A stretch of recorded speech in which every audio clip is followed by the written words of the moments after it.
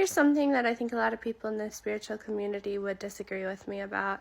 So take this with a grain of pink Himalayan sea salt, because that's the yummiest kind of salt. But I don't believe in NPCs.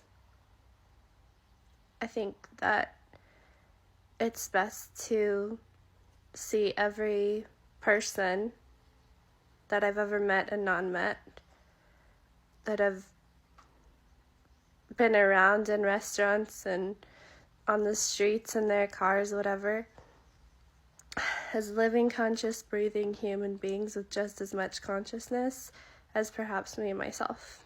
And I'm sure some of you are probably going to call me an NPC for believing this way. And then there's the question of the 144,000, and what I think that could possibly be is that there's so many more archetypes than we can even comprehend, perhaps 144,000 archetypes.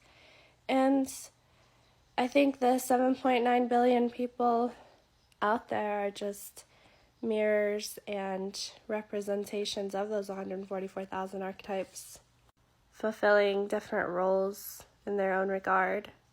Perhaps there are that many kind of people that we need. But I don't walk around and see the people around me as NPCs. I just don't, and I really can't. Now, are there underlying nuances of questioning how much of a game versus how real this reality is? Yes, because to some harrowing degree, the 3D reality, as much as we like to think, is the realest thing.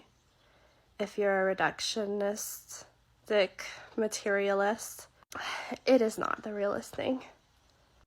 And so, while yes, I regard every person in the three-dimensional reality that I see as very real, as highly conscious, it's sort of one of those things that if you think about too much, you might become overwhelmed, which is why I think a lot of people have to, for their own sake and for their own focus towards their own lives, think of others as NPCs, as to not allow all the many, many beings that we are aware of to become so distracting.